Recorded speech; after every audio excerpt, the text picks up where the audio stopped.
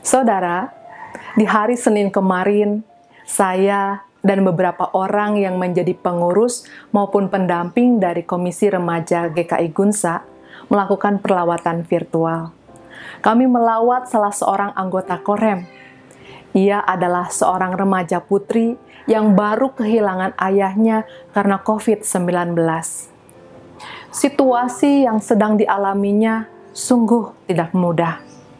Karena saat ini ia bersama dengan adiknya sementara tinggal di rumah kerabat karena ibunya belum sembuh dan masih dalam perawatan di rumah sakit. Lagi-lagi karena COVID. Dan pada saat itu saya menangkap sebagian besar para pelawat yang hadir bingung mau bicara apa. Sebab sekalipun kami berempati, tapi rasanya memang sulit membayangkan percis perasaan yang ada di dalam hatinya. Karena kami mempertimbangkan beratnya beban kehidupan yang tengah ditanggungnya. Saudara coba bayangkan, di usia 16 tahun, ketika ayahnya berpulang, ia harus mampu menguatkan hati adiknya yang masih kecil.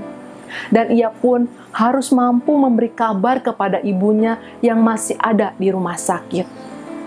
Pasti hal itu bukan hal yang mudah. Akan tetapi saudaraku, sungguh di luar dugaan. Ketika kami bercakap-cakap, kami melihat ketegaran hati yang luar biasa. Bahkan di sela-sela percakapan ia mengatakan bahwa mereka sudah berjuang bersama sehingga tidak ada penyesalan.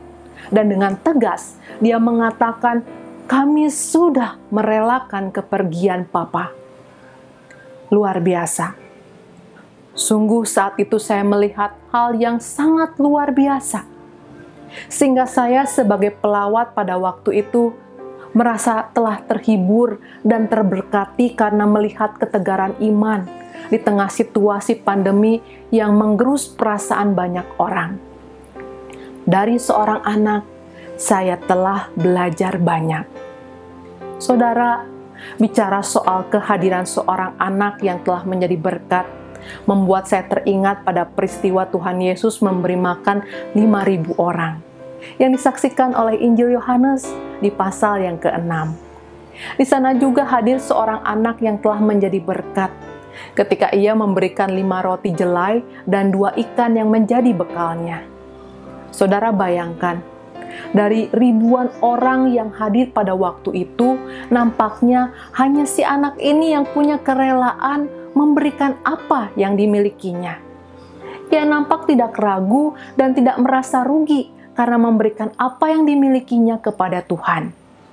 Untuk itu, sekalipun Injil tidak menuliskan banyak tentang anak ini, akan tetapi jelas bagi kita bahwa perannya penting dalam peristiwa tersebut. Karena dalam poin ini kita dapat melihat ada iman di dalam diri seorang anak, sehingga mukjizat pun kemudian Tuhan Yesus lakukan.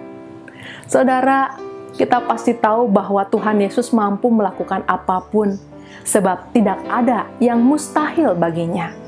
Akan tetapi dalam beberapa peristiwa terjadinya mukjizat, kita bisa melihat bagaimana Tuhan Yesus mengharapkan keterlibatan manusia di dalam karyanya, di mana Tuhan mau melihat iman yang mendatangkan keselamatan. Untuk itu saudaraku, di tengah semua kesulitan dan persoalan yang tengah kita hadapi saat ini, kita sebagai orang percaya diminta untuk terus bersehati dengan Tuhan, menjalani hidup dalam ketegaran sekaligus keberserahan karena iman percaya kita kepada Tuhan. Dengan demikian, biarlah kiranya Tuhan terus melakukan banyak mukjizat di dalam dan melalui hidup kita agar semakin banyak orang terberkati. Tuhan Yesus hadir menolong kita semua. Amin.